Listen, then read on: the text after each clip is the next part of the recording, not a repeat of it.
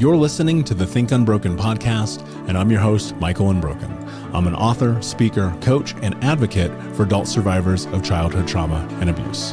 In this podcast, you will learn how to transform your trauma into triumph, turn breakdowns into breakthroughs, and go from victim to being the hero of your own story.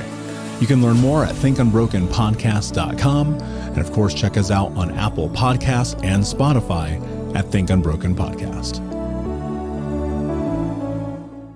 What's up, brothers? Hope that you're doing well. I'm back with another episode with my guy, Morgan T. Nelson. He is the podcast host of the Dream Out Loud podcast. He also has an amazing YouTube channel. Go check him out, Morgan T. Nelson. Brother, welcome to the show. It's been a while.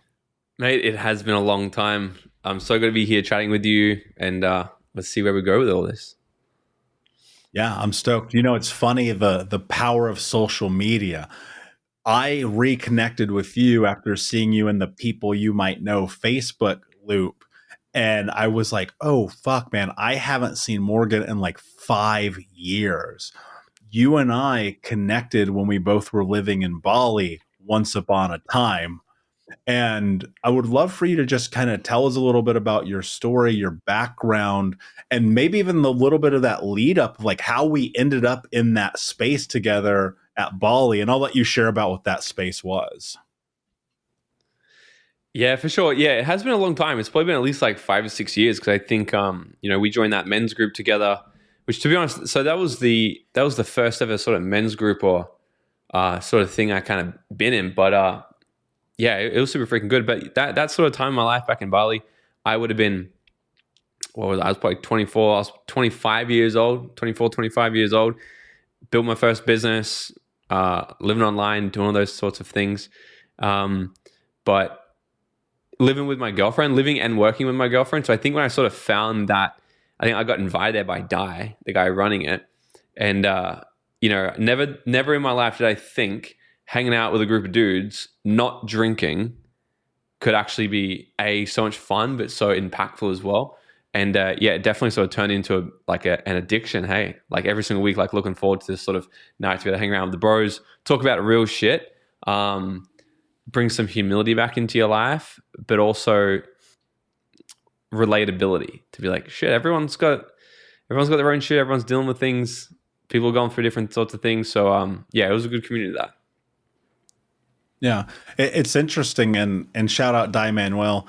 That community is one that I look back fondly. And what was interesting about it is I've actually carried some of those same things over into the men's groups that I host here in Las Vegas, or the men's meetings or guys' nights that we do, where like the only rules are no drugs and no strippers. But outside of that, it's like we go for it, man, and we really connect because, it's interesting growing up. I always felt like I had brothers growing up, but like it's different having brothers versus having a bond with this group of guys. And I found that throughout my journey, like if I'm around some really solid dudes, my life is better, right? And I think that guys need that. What was it like for you growing up? Did you have guys in your life? Did you have father figure? Tell us a little bit more about your background and what boyhood was like. Yeah, it was interesting. Like I'm the third child of 4, so 2 older brothers actually. But it was very interesting. Like dad was typical, worked quite a bit, come home, he'd be angry.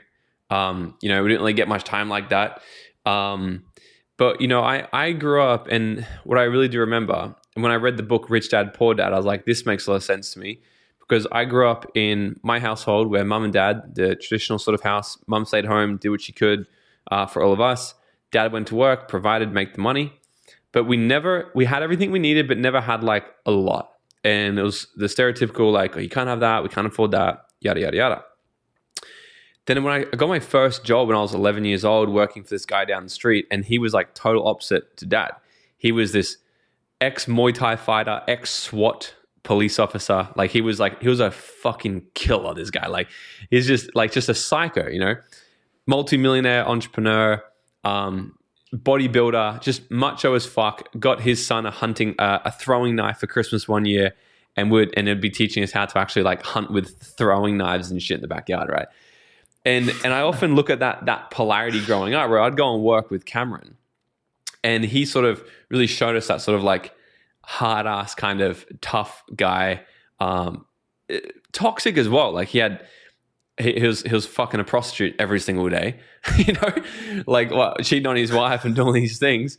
And like we knew about that life, but at the same time, he's this like rugged sort of just, you know, and then dad was totally different. So that sort of gave me that duality growing up in life to sort of look at really like each end, like look at like which path do I kind of want to take. And I sort of blended them both and realized, like, it didn't take me too much to really realize that, you know, you're obviously an unhappy guy, but at the same time, maybe there's some aspects here that I could take and use. So I definitely learned a lot from Cameron in terms of how to actually be a man, get up, get shit done, go and build businesses and all these sorts of things.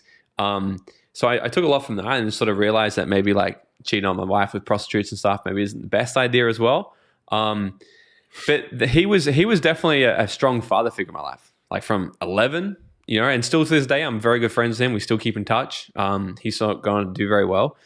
And my and dad's relationship was always interesting. Dad was like, he always did his best, always there. I think he did the best he could, because his dad was violent, boxer, like Pop was a boxer and all this shit. So I think dad went back the other way. And then I've gone back the other way. You know, my early teenage years, all the way up until probably 21, I was also a Muay Thai fighter. I was good at fighting and I was angry. So every single weekend, nearly every single weekend, I'd find myself getting into fights and getting locked up. So down here in Australia, if you get in a fight with someone, it's not as bad in America. If you get in a fight with somebody here, they'll throw you in what's called the watch house. So you get locked up in jail for the night, essentially. If it's on the weekend, sometimes you go in all weekend until you face court on Monday. But then usually you get a fine and you're on your way out again. Nearly every single weekend, I was getting arrested, thrown in the watch house, spending the day, sometimes 2 days in there. You know, that was somewhat normal. So it definitely took me a few years to sort of like into adult life to sort of start to figure out how to control my behavior, how to control my emotions effectively and all these sorts of things. But, you know, like everyone, doing the best I can with all the information that I had. There was definitely a interesting sort of upbringing for sure. Yeah, you know, it's like, how could you not end up getting in fights and have anger issues and get thrown into the watch house? It almost would be impossible that wouldn't happen. And, you know, you look at the parallel of my journey being young, a lot of my energy was into doing illegal activities, breaking in houses, stealing cars, running around with guns, shooting at people, like doing some really insane things. And you look at the guys in my life that were like rearing me into the world, what were they doing? Like my best friend's brother, I remember the day he got out of jail, the first thing that we did to celebrate was we went and got high and stole a car. You know what I mean? And it's like, what kind of insane lifestyle is this for boys to be learning from? And it's like, we are the total of our experiences. And you can have even the outlet, because I did some martial arts as a kid, Muay Thai much later in life, but I had wrestling, I had football, I had baseball, luckily some things to put that energy towards. And man, I can't help but think, because of the anger that I had and because of how furious I was at the world, if it weren't for those things, man, I probably would have killed somebody, you know? And it's like, it's so wild to look at that and reflect on that. When you were young and you're looking at these guys living into these lifestyles and ultimately something that shaped you in many ways, were you ever cognizant that like something about that was just a little weird? Like, why is my dad always angry? Why is this guy over here like with prostitutes all the time? Like what were your thoughts around that as a kid? I don't think there was really any like thoughts. I really can't remember. I tend to always looked at a lot of things in life quite objectively and just look at things and go like, well, still, what do I want to do from here? Like it doesn't take a genius to sort of figure out what's right and what's wrong. However, when we, you know, in that teenage life, especially for men, I can tell you what happens actually. We have this thing called values levels, our consciousness levels. And a lot of men will transition to what's called values level 3 at their teenage life, which in this consciousness level, it's all about breaking away from the tribe, aka the family, and seeking power, seeking control, violence, wanting to break the law. Like there is no care for the law in this space. And most men, women go through this a lot earlier. Women go through this section a lot earlier. So by the time they're 18, 19, 20, usually they've fallen into the next conscious level, which is values level 4. They'll fall into this, which is more so about law and order, right and wrong, good or bad, get a job, do what's the next best thing. That's why they want to nest earlier in life. In their early 20s, they all want to find the man, wife them up, have the kids, do the thing. Where men will transition a little later in life. That's why more men are put in jail when they hit 18, 19, 20, because they're still in those reckless years where they're stealing cars, doing bad things, because they have this sense of not giving a fuck yet, because they just don't know. They don't understand guilt yet. They haven't actually, we're talking about the evolution of psychology and how the brain, the consciousness is actually forming through years. At this level, they haven't actually been able to find out the feeling of guilt yet. They don't know what guilt feels like here. So they're heavily driven by avoiding shame. So all the things that they've suppressed for their young life, they're avoiding shame because it's all about the image. They're seeking control. They'll look up for people that are doing better than them, aka the gang leader, the ones who are just run shit. But they'll do anything they haven't experienced guilt here. So if you ask somebody if I ask you when you were younger, why'd you steal the car? Probably, well, it was fun. Like, doesn't make you a bad person. It depends who's judging, because someone else who's also in that values level would be like, oh, well, I agree. I'll do the same thing because it would be fun to steal someone's car. But a few years later, when they get heavily punished, maybe they go to jail, maybe they have their girlfriend's or their mum's car get stolen, they realize, shit, I've seen my mum in so much tears right now. She's so sad. She's so upset. I've probably done that to other people, until they can then realize and see a perspective shift and actually feel the feelings of guilt. They won't transition yet. But eventually most people will transition to values level 4, become a good citizen, do the right thing, avoid guilt. I'm not going to do that now because that's actually bad. They start to realize good versus bad, where before everything just is a game. I don't care about the police. I don't care about this. This is what I'm doing. So a lot of men sort of hit that later, which is where I think it, and unless they've got good role models to sort of pull them through. So like, how can you transition that fun, that passion, that energy, and that creativity you have for stealing cars? How can we transition that into something more useful in life, like a business or something that's going to be more effective, so you can have more power, more control? But this is why I always bang on with mentors. I have several mentors because these people are the ones who have really pulled me through life and showed me that they've had fucked up past as well, done things wrong, but it's a matter of sort of look at these things and pick for ourselves which path is the one we want to follow.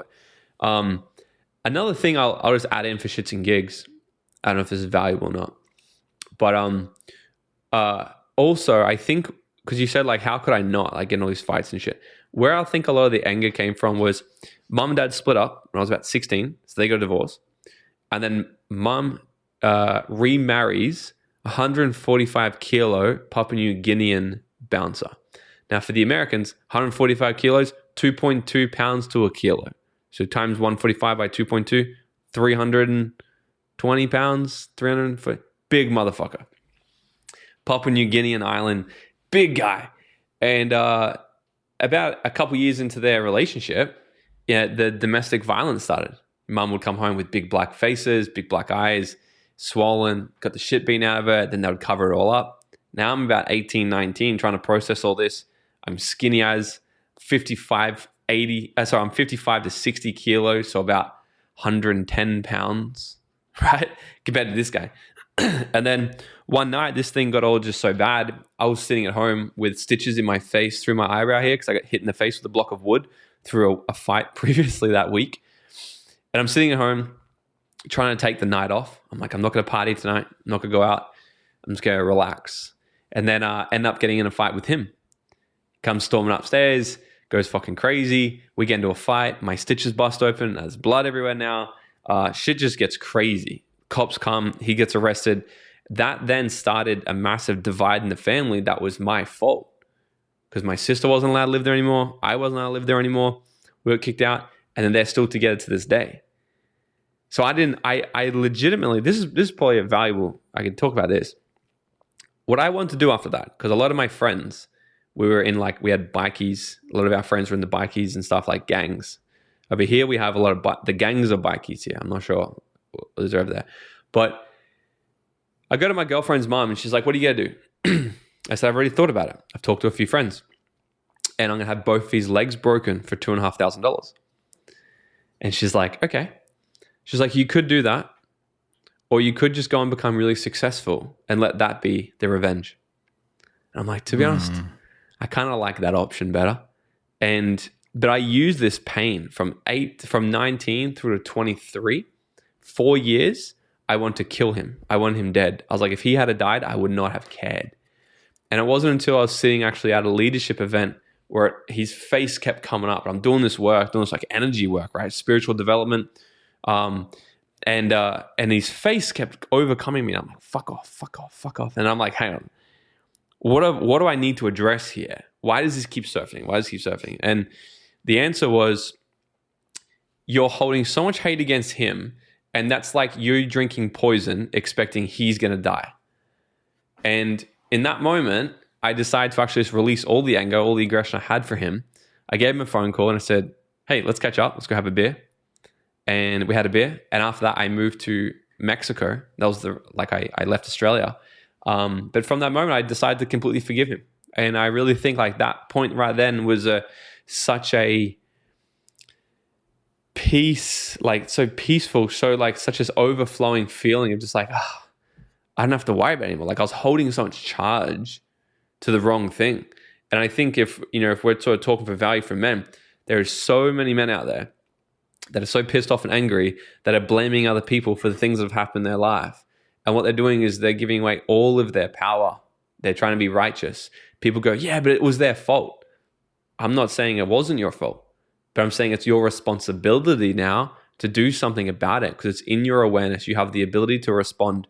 Now, unless you want to feel like shit and hold anger for the rest of your life, choose peace, choose to forgive, choose to let go and move on with your life. That was the biggest thing that probably changed a lot for me. First, thank you for sharing that. I mean, that's real shit. You know what I mean? And I actually resonate with that in a tremendous number of ways. I mean, my stepdad, when my mom married him, I mean, this dude was my size, 6'4", 220 pounds, just beating up little kids, right? Beating up his wife, like a real fucking coward of a man. And to tell you the truth, man, I was haunted by that for years. Like, you said something that really hit home to me. I won't go into details, but there was a plan to make sure he was dead. Like, I was 14 with a plan. And luckily, whether it's God or the universe, that plan did not come to fruition. But for years, man, it drove me. It was like all I thought about. I was like, man, I got to figure out how to kill this guy. Like, I got to figure out how to make this guy's life end, because I was like, my life will be better. And I realized you said something. I actually wrote this down because I think it's really important. And it's a lot of people don't know how to release. They don't let success be the revenge. I mean, props to your girlfriend's mom. I mean, holy shit, what great advice for a kid. And, it's so funny, man. I remember the first time that I truly let go, and this was deep into my journey. I mean, I was probably 30 years old. We're talking about 8 years ago, almost 9 years ago. I took a step back and I was like, this guy is controlling my life. I haven't seen him in 12 years. Why is this guy controlling my life? And I realized, like, oh my God, I have to let go. And what was interesting about the let go process, it actually was about forgiveness. And it's one of the hardest things that we do. How do you, sorry, Ruth, edit that out. It's one of the hardest things that we do. It's like, how do you forgive someone that took so much from you? How do you forgive the guy that hit your mom, who bust your stitches, who made your sister not be able to live with you anymore? It's like, how do you forgive that? And then I think it's really like, how do you not forgive it? Because every single day you're holding on to it. You're like walking down the path with this backpack full of bricks. And it's like, bro, when are you going to put that shit down? But I'll be honest, Morgan, I feel like sometimes it's the need that we have as men to be angry becomes our identity. Right? You talk about these levels, right? Eventually you make this transition. You're in this other level. This is the place of peace, of joy, of happiness, of forgiveness, of love, of compassion, of all of the things that you're capable of having. But man, that identity of anger, bro, it just feels so fucking good. Yeah, well, like Tony Robbins talks about it as your emotional home, and how I relate to it to a lot of people. Everyone's addicted to their comfort zone, and inside the comfort zone, we have a familiar emotion that we're most comfortable with.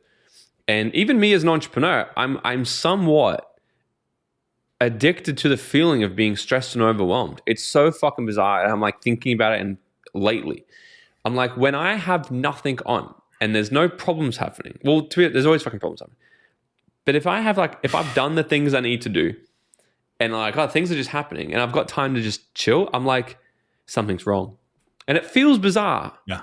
And that's literally in real life present right now. I'm like, that's something I'm wanting to investigate more. Why do I have some type of addiction to have to feel this stress or this overwhelm all the time?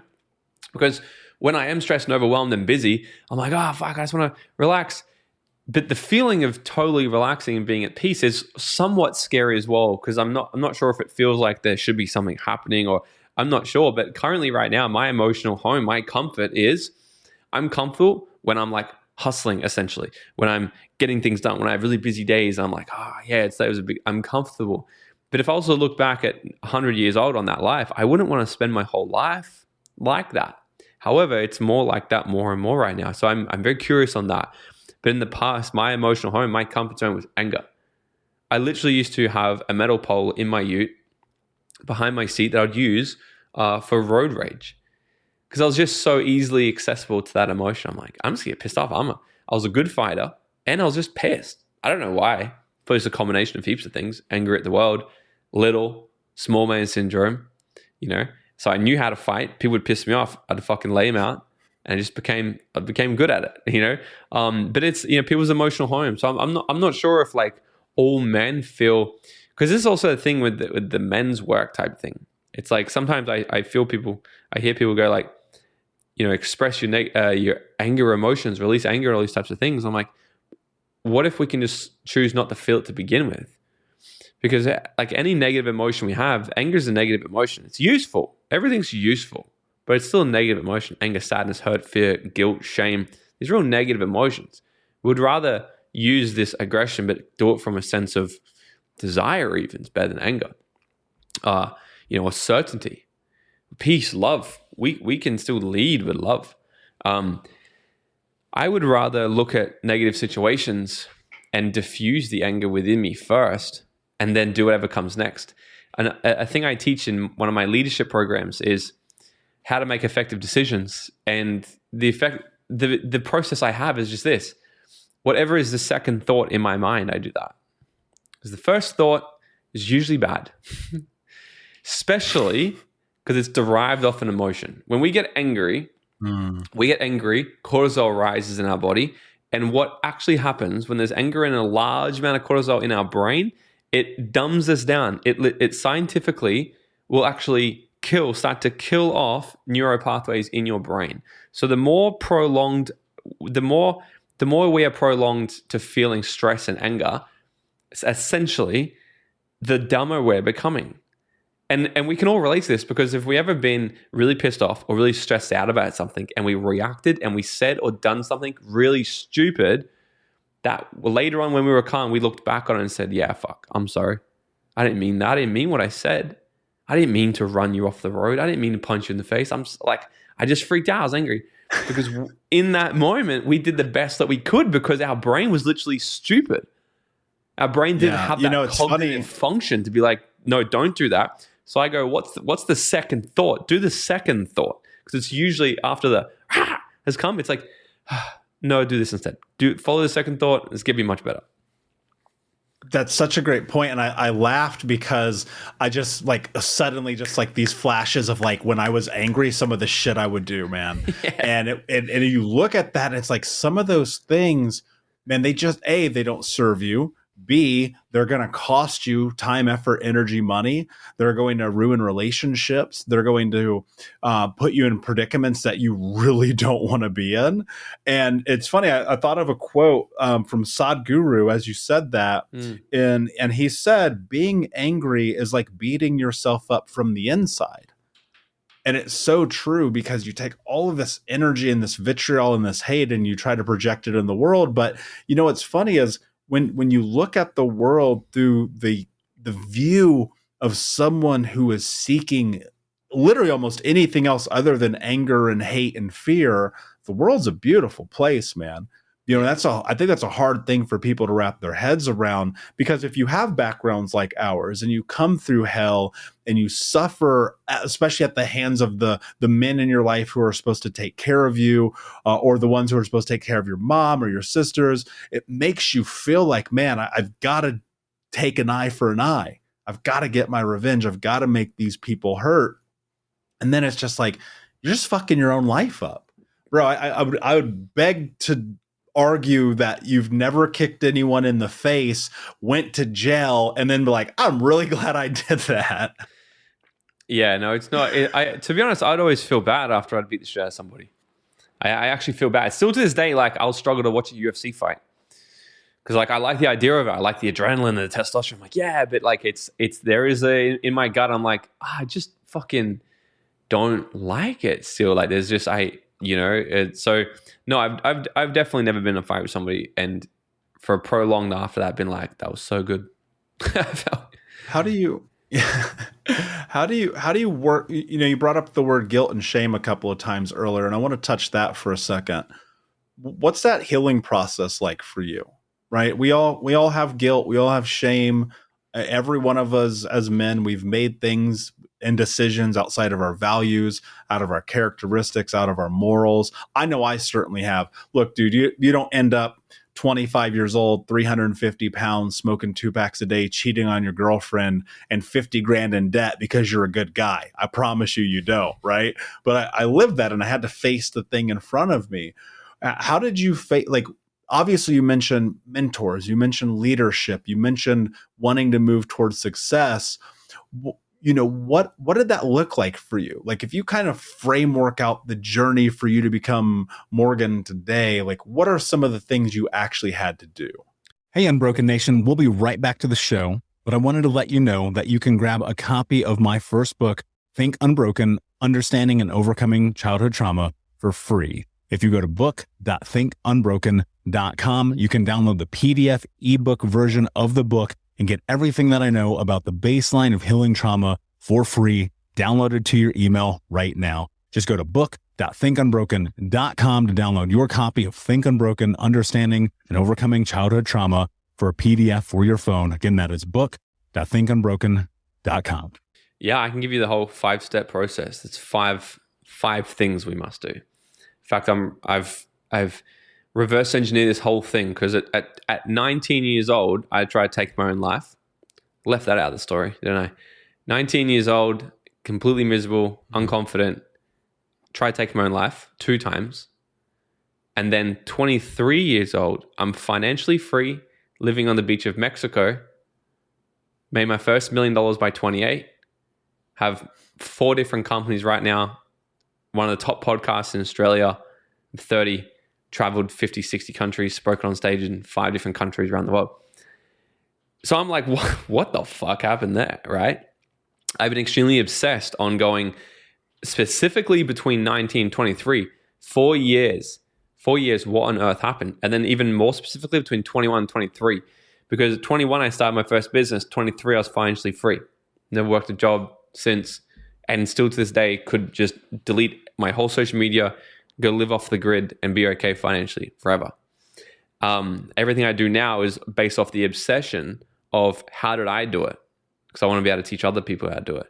And I brought it down to the 5 things, and I call these now the 5 laws of creating a dream life. Law number 1 is we must have a vision. We must have a vision. And I want to be able to explain this in a way that's so simple. And for some people, they might even be like, well, shit, I've heard that before. And what I'll say to that is, do you do it? And does your bank account show it? Because there's 3 levels of learning. We can know information. We can understand information. People who understand information, this is the world we're living in right now. We're not living in a world of lack of information. We're living in a world of lack of implementation. Because a lot of people just get to the level 2 there, and they go, hey, I understand this information. Now I'm going to teach about it.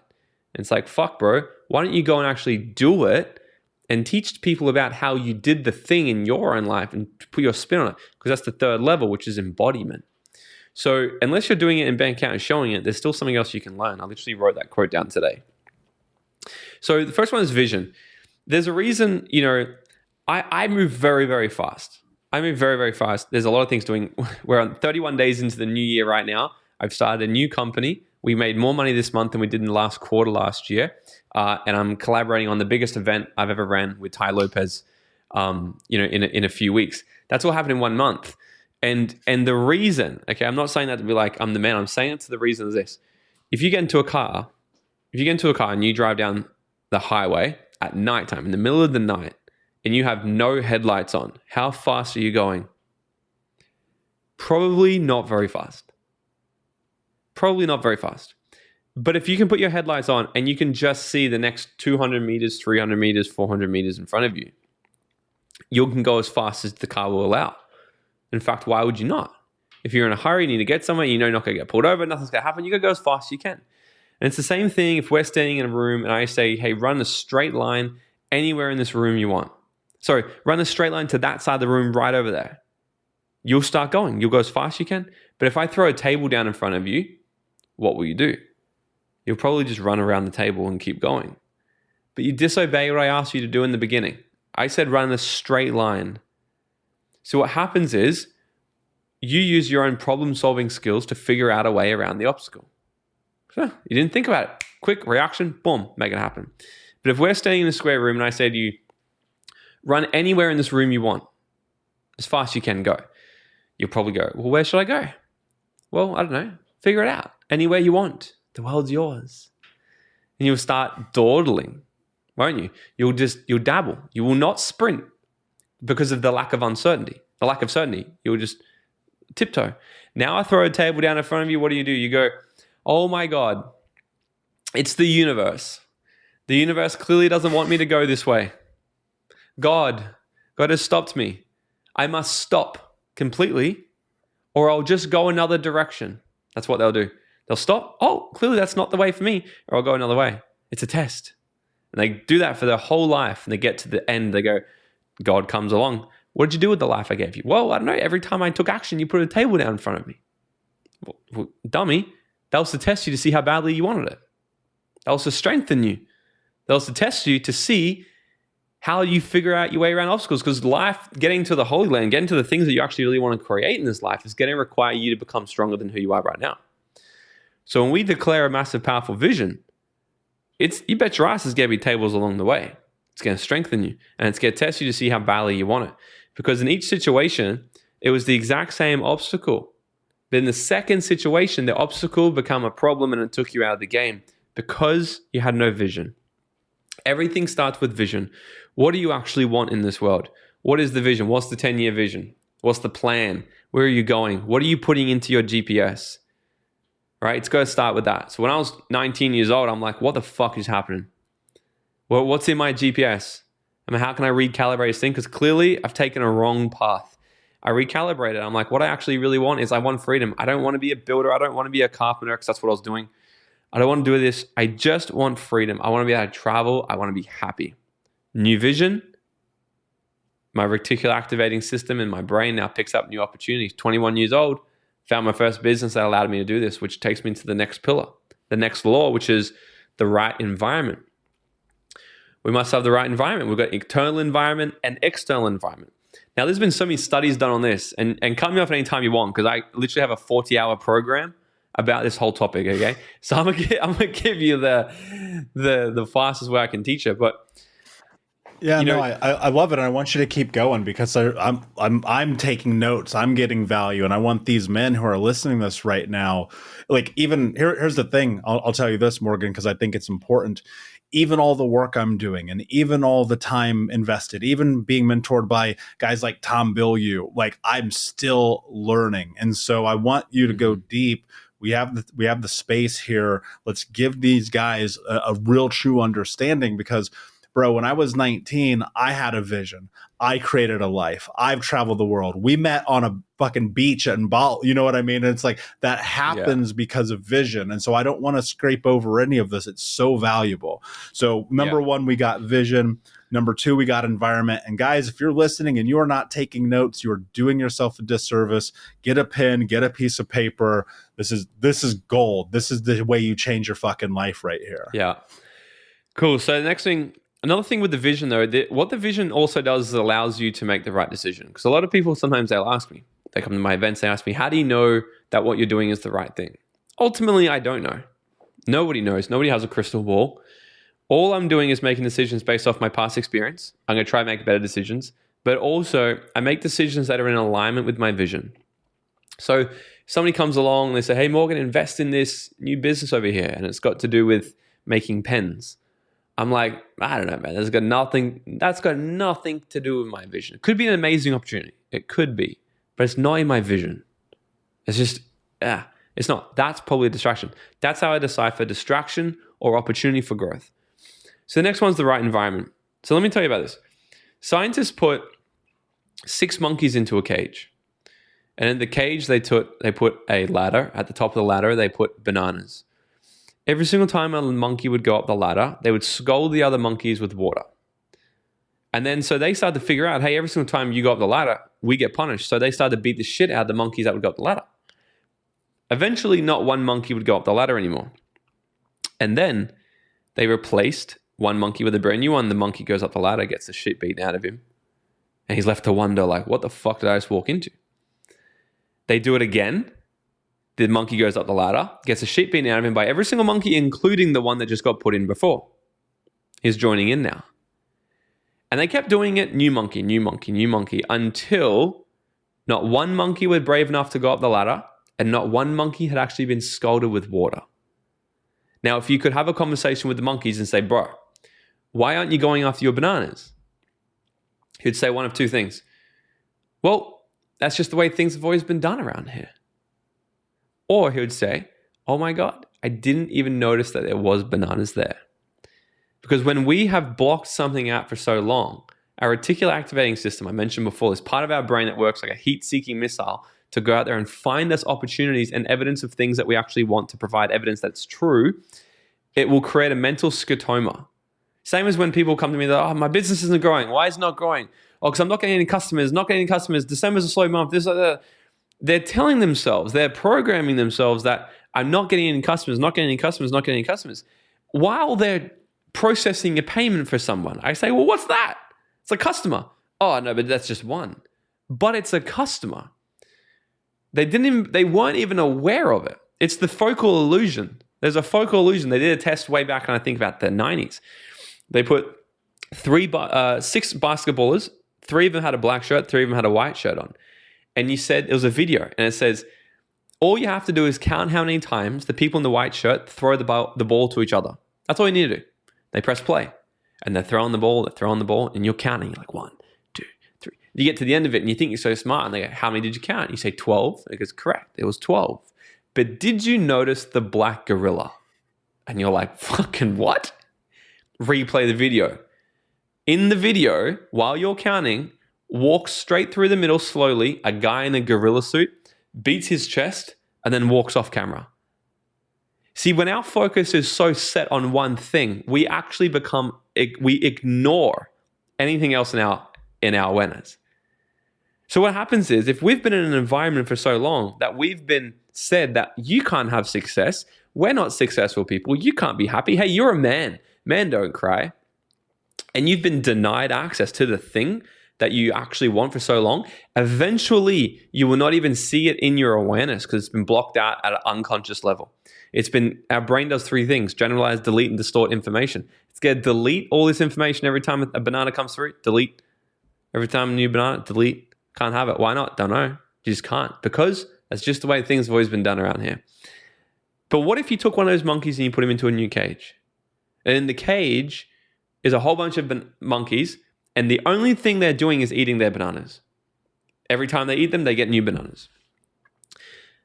First, the monkey would probably be like, what the fuck is this all about? Scared. This is uncomfortable. This is a new normal. I don't get it. But after a while, through conditioning, through the rewiring process, break pattern, recondition, has a banana. Hey, I like this. Hey, it's safe to have it. I can have it. Eventually, it's like, hey, this is the new normal. But it's a path of reconditioning. That reconditioning process for me took years. And to be honest, it's still reconditioning. When I meet other people, Same. when I don't know if you know Daniel G. He's big over there in America, sales trainer. He came over here to Australia and we caught up, and he tells me, he's like, yeah, like one of my businesses is doing $1 million a month. I'm like, are you fucking kidding me? He's like, yeah. He's like, he's got a Lambo, he's got this. I'm like, he's my age. I'm like, it just blows my mind. That's one of your businesses. I'm like, it's just next level. I'm like, that's a big shit. That's not normal for me. I'm not doing $1 million a month yet. It's not normal for me. It's bizarre. But hey, if I keep hanging around you long enough and other people like it, eventually that's going to become bizarre not to have that money. So the power of our environment is literally the shortcut to having every single thing we want is to change our environment and be inside the right environment at the people that are loving us, supporting us, and are where we want to be. Right? I mean, that can even be the same story I just talked about, going from a toxic relationship to a new one, where all you're used to is being treated like shit. And when you go to someone who loves you and appreciates you, we see people reverse, right? They sabotage, go back to what's normal, even though they're not happy with what's normal. It's fucked. it's an interesting thing, but we've got to become aware of it because it's going to take a while to actually go through that level of discomfort because leveling up into a new environment is going to be extremely uncomfortable. So that's the second one. Yeah. You want to keep going? It is. And yeah, I want to go in a little bit deeper. And like when you talk about environment, I look at this and I ask myself, where did success come from in my life? I've only ever shared this story maybe once on a podcast. I was 18. I got kicked out of high school. I get invited to this like early, in America, you have to be 21 to drink, but they have these 18 to 21 underage clubs that you can go to. Everybody's fucking high and drunk anyway. It's nonsense. It's all farce, right? So I go to this under 21 club, and there's this guy that I used to run the streets with, and he lived in my neighborhood, and I was like, oh shit, like this is about to go down. Like I was like, we're going to fight. I might get stabbed. I might get shot. I have no idea. Dude, my heart was beating so hard out of my chest. I was like, this could be it. And I'm 18 years old. And I'm just like, well, I might as well just walk up to him. And so instead of like being a coward, instead of like dipping out the side or anything, I was just like, fuck it. If this is my fate, it's my fate. I walk up to him. I won't say his name, but I go, what's up, man? He goes, where you been? We haven't seen you in the hood in a while. And you know what I said to him? And dude, I'll remember this till the day I die. I go, I know, dude, I'm trying to live a better life. And you know what he said to me, Morgan, that was unbelievable. And I thought he was about to hit me and we're going to scrap and it's going down. And he goes, good for you. And he turned and walked away. I'd never seen him again. And the reason I'm sharing that is because I made a decision to change my environment. I moved out of the neighborhood I went to.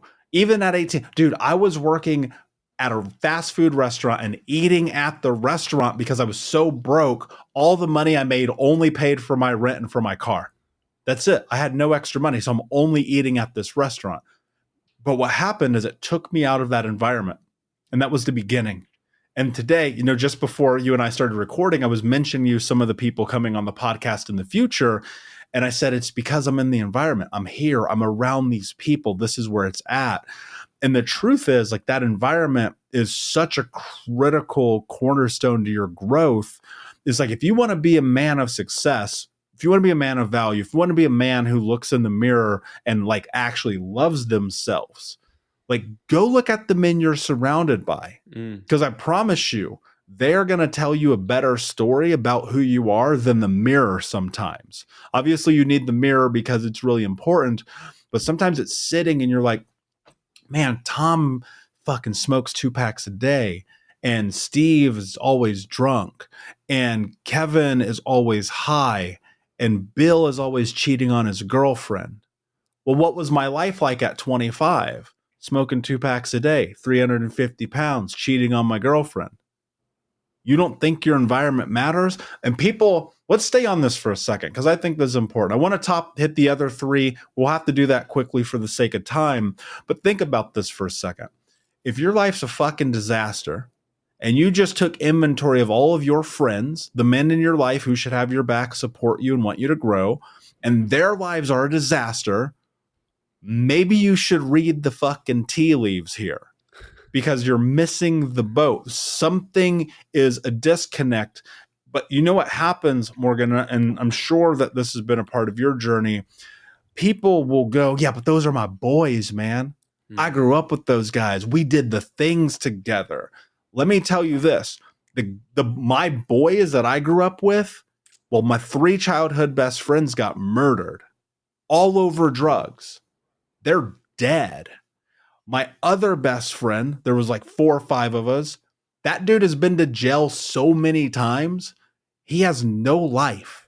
He ended up marrying the chick in the neighborhood that everybody ran through. I'm just calling fact. I love him to this day. I cannot talk to this man. He has no future in front of him. The guys who were like, yo, let's go break into these houses and do this thing. Most of them are doing bids. Most of them are in prison. And yet here I am talking to you. And do you know the hardest thing about that whole changing your environment is you can't look back. Bro, I cannot look back. I'm so far removed from it. And it's not that I don't love them and it's not that I don't miss those guys, but it's like, fuck, dude, do I want to be dead? Do I want to be in jail? Do I want to barely be making it by because I'm working at a job where I get paid shit? And it's like that environment piece is so important. And I'm so glad that you mentioned it. Looking at this journey, because I think this is a really important topic. I want to stay here for just a little bit longer. I want to add on this for a second, because what you were just saying there, there's a reason for this. There's a reason for this, and people need to understand this. There's this thing called the sunk cost fallacy. And yes, this thing keeps people doing things for far too long and keeping them unhappy, because it's a cognitive bias in our head. And what it says is based off how much energy, money, effort we've put into something will determine how long we'll stay in that thing. Because let's say, for example, if you get into a relationship today and you rock up and the woman is treating you like shit and she's a hoe and she's DMing 20 other guys or whatever, and she's disrespectful to you, you probably would not have a second date. You'd probably be like, hey, that ain't for me. But what if you've been with her 10 years and gradually over time, now you see her messaging other people, disrespectful to you, yada, you got kids. There's more reason now to go, whoa, fuck. And you go, well, why don't you just leave her? Well, I can't. We've been together 10 years. We're married. We have kids.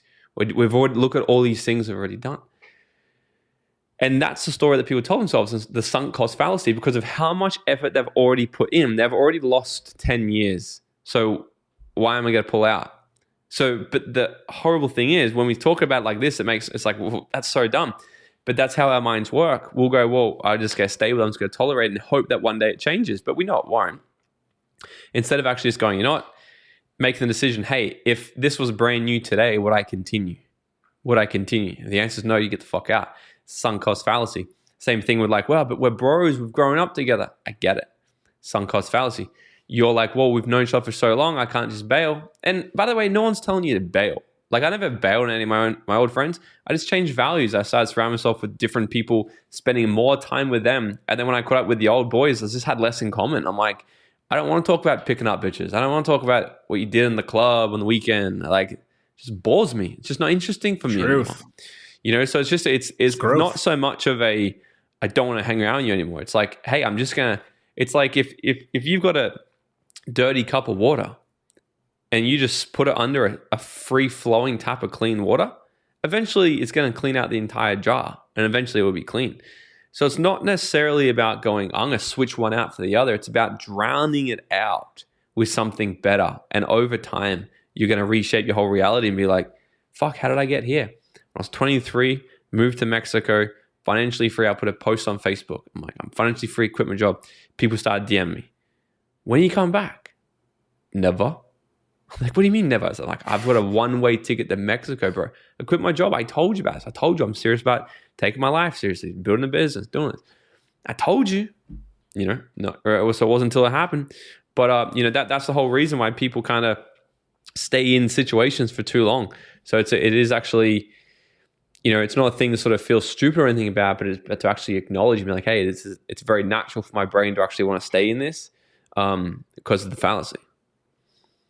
Yeah. And again, that's a space of the emotional home. Obviously, man, we could go hours into all of these, but for the sake of time, and we'll absolutely have to do this again. But I want you to just hit the cliff notes on the other 5 laws, just because I know we're running out of time here. So the next one. So we could talk about this environment thing for hours, man. Yeah. I love this. I think the environment thing in itself has actually birthed so much more now. It's actually going to be like a big keynote and so on. But so from the top, we've got, you must have the right vision. You must have the right environment. Next one is you must have the right vehicle. You must have the right vehicle. Like, because if you've got, you got a sick environment, but you hop into a Datsun, you're not really going to go too far versus if you can get yourself into a Ferrari. But what do I mean by this? Finding the right vehicle for you based off your true north in life. So I have a whole process I take people through where they can discover their true north, which comes down to what are the things that are most meaningful to them, essentially. I worked with John DeMartini on creating this, essentially. I built it, I showed him, and he's like, you're on the money. He said, this is some good shit. John studied human behavior for 50 years. And so if people can sort of figure this out, like, for example, my top 2, my true north is learning and teaching, which is why, because people might think, well, if you don't have to work a day again, why don't you sit in Mexico? Because my true north isn't surfing and drinking tequila. I love it, but not, what I love is learning and teaching. I love to teach. So I've built my whole programs are all these seminars where I teach all the things that have helped me. I fucking love it. It's the right vehicle for me. When I was 21 years old, I started a network marketing business. That was the right vehicle for me at that time. Then I built that for years. By the time I was 26, I was out of it.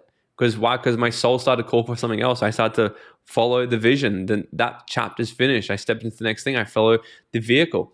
So if things aren't really necessarily working out right now, you can always, and you don't have to start a business. Like I often say to people, like if your passions, if what truly lights you up in life is to make fucking coffee, then you go and you learn every single thing you can about coffee and you become the best fucking barista the world has ever seen, because you'll be more successful than the corporate worker making $250,000 a year doing 60 hours a week because he thought that's what he should do because he got an MBA. And because his dad said that's what you should do.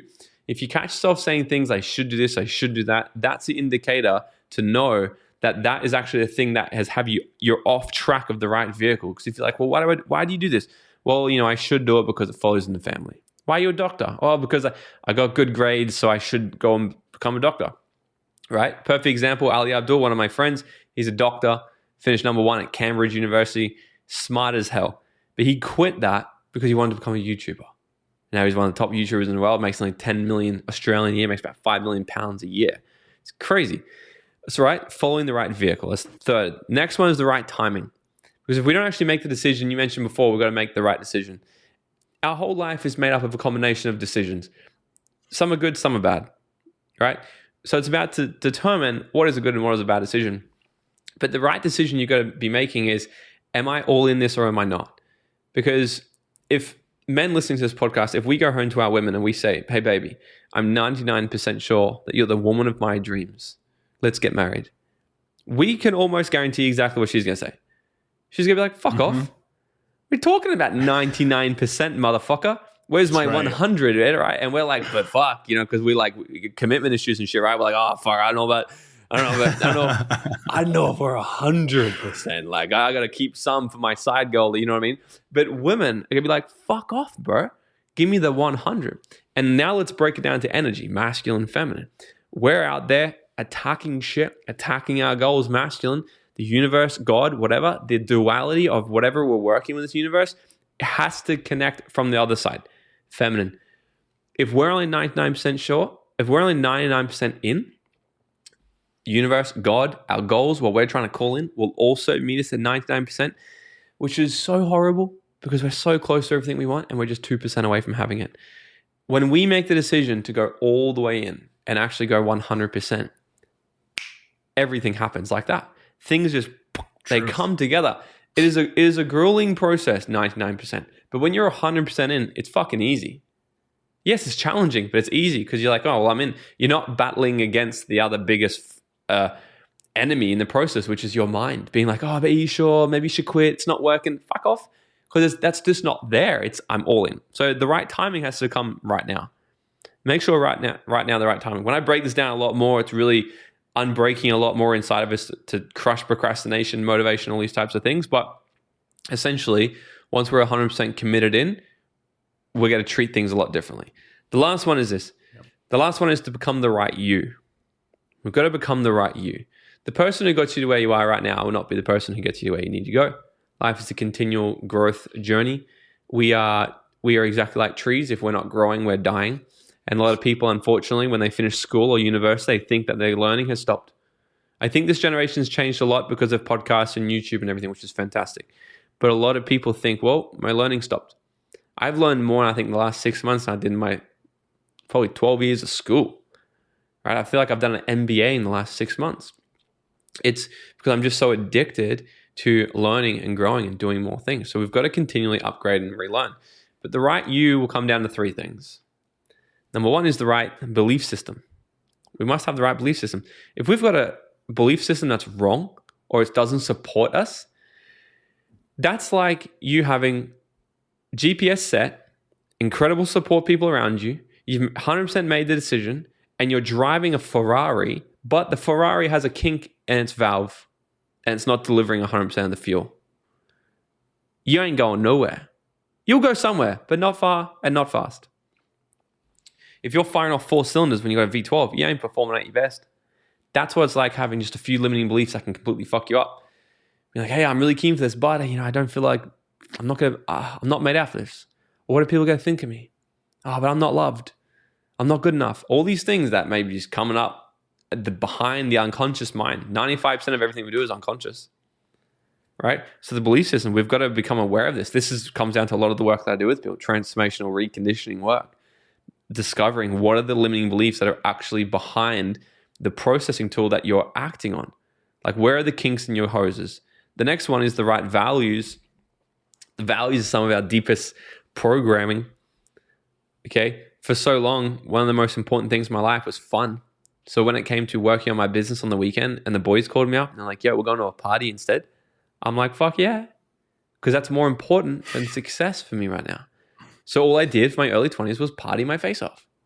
Okay. But it wasn't until I become really aware of this, got in touch with my values and realigned my values, right? And a lot of people have no idea what their values are, by the way. But we take them through a big process where they can realign their values with their belief systems. Once I got this realigned and they were in alignment with the thing that I wanted, the vehicle that I was in, the decision I made, and the people that are around me, fuck, life changes. But the last one, this is the thing that if people only take this one thing, this will completely change your life. There's 3 types of attitude that we can have. The first attitude is someone who goes, they just complain about the wind. They complain and they complain and they complain. Poor me. The wind is not blowing in my direction again. I can never catch a break. Oh my God, COVID.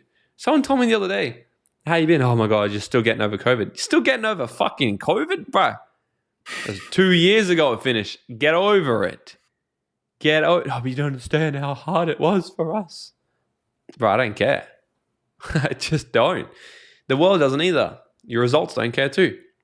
But they'll have an excuse for everything, right? The wind's not blowing my direction. Just big victim in life. That was me for a long time. Victim, victim, victim. Next person is the hopeful person, where they put all their crystals out in alignment and they sit under the full moon, or they pray to God every single day and they just hope and they just hope and they just hope and they hope. Meanwhile, they're doing the exact same thing over and over and over and over, thinking that's going to change, which is the definition of insanity. But the last person, they just get up and they change their fucking sails. They get up and they're like, you know what? The wind isn't blowing in my direction, so I'm going to pivot. I'm going to adjust and I'm going to keep going. Oh, great. The wind changed again. I'm going to adjust. I'm going to pivot. I'm going to keep going. Oh, the wind changed again. I'm going to adjust. I'm going to pivot. I'm going to keep going. Jim Rohn said it best. Jim Rohn said, the same wind blows on all of us, the wind of opportunity, the wind of disaster. But it's not the blowing of the wind that determines your destination, but the set of your sail. And the decision you got to make today is to become the third person. And no matter what's happening in our life, no matter what you're going through, good or bad, we're always going to go through tribulations. That is life. It's up and down. It's up and down. Just like a beating heart. If it's flat, we're dead. But become the person that no matter what's actually happening in our life, we're going to become a problem solver. We're going to adapt and we're going to pivot to whatever is happening and then keep going. So that's the whole thing, my man. That's gold, man. And I wanted you to go through that because it's incredibly important. And I think that if people will take a pause and just really soak that information up and go back through and listen to this again, you've got these 5 laws: vision, environment, vehicle, timing, becoming the right you. If you really distill that down into one thing, and you take the action required to become the person that you're capable of being, to be the man you're capable of being, to be that unbroken version of you, the universe will conspire in your favor. You cannot lose. I'm telling you, I've seen it in my own life. I've seen it in the lives of the people I work with and the people I coach, the men I coach. I see it with them. So many of the same things we teach these guys in Think Unbroken: values, belief systems, attitude, having the vision of foresight, putting yourself in a position to be successful. And so it's really powerful. At the end of the day, it's when you believe in yourself enough to take the risk of figuring out who you are, the universe will lay out the obstacles as a test. And it will say, do you really want to be this? And every single time you overcome those obstacles, you will move closer and closer to who you are. And on a long enough timeline, because you know as well as I do, Morgan, this is no overnight job, but on a long enough timeline, you will become that person. And this has been an unbelievable conversation. I hope people got a tremendous amount of value out of it. I mean, I certainly have been taking notes the whole time. Before I ask you my last question, where can everyone find you? Yeah, best places to get me: Instagram at Morgan T. Nelson, YouTube Morgan T. Nelson, or my podcast, Dream Out Loud. We're everywhere. Anywhere you listen to a podcast, you'll find us. Dream Out Loud. Amazing. And of course, guys, go to thinkunbrokenpodcast.com. Check out Morgan's episode with this and more in the show notes. My last question for you, brother. What does it mean to you to be unbroken? My first initial thought to be unbroken is more of a negative aspect. To be unbroken would be someone who's never even tried. Because I think every single time someone's tried, you get fucking broken, man. I think all greatness requires us to be broken. All greatness, all success, all joy, all happiness has to come through being broken in some way, shape, or form. So to be completely unbroken, I would say it's the person. I wouldn't want to be unbroken. I wouldn't want to be someone who has never tried. However, having an unbroken mindset is the person who has been broken a million times, learn how to put themselves back together, and has this resilient, unstoppable mindset who gets up 9 times, fails 9 times, gets up 10, and says, fucking bring on the next thing. You can't defeat me. I'm unbroken. And it's the mentality to know you have not broken me, full stop. But I think the process of greatness requires a lot of breaking and then getting back up and having the mentality, bring it on, try me again. That's what I think. Brilliantly said, my friend. I couldn't agree with you more. And I think as you go down this path, as you level up, as you become the man you're capable of being, there will be new obstacles, there will be new breakdowns, but those breakdowns become breakthroughs. Those tragedies turn to triumph, and you can become the hero of your own story. My friends, thank you so much for listening. Morgan, thank you for being here. And until next time, be unbroken. I'll see ya. Thank you so much for listening to Think Unbroken. Please share this episode with someone who could use it and help us move forward in our mission of ending generational trauma in our lifetime. And if you would, please take 5 seconds to pop on iTunes or Spotify, hit that 5-star, leave a review, and you can also reach out to us on social at Michael Unbroken or at Think Unbroken. And of course, you can check out our YouTube channel at Think Unbroken. Thank you for being a part of Unbroken Nation, my friends. And until next time, be unbroken. We'll be right back to today's show, but before we do, I want to let you know that you can get a free copy of my first book, Think Unbroken, Understanding and Overcoming Childhood Trauma, when you leave a review for the podcast on Apple Podcast, either on desktop or on your phone. All you have to do is go to Apple Podcasts, look up Think Unbroken, click follow in the top right, and then go and leave a review at the bottom. And when you leave that review, screenshot it and send it over to book.thinkunbroken.com, where you can upload your contact and mailing information, and we will send you a free copy of this award-winning best-selling book, absolutely free, including shipping. Just go to book.thinkunbroken.com to upload your screenshot review from Apple Podcasts for the Think Unbroken podcast.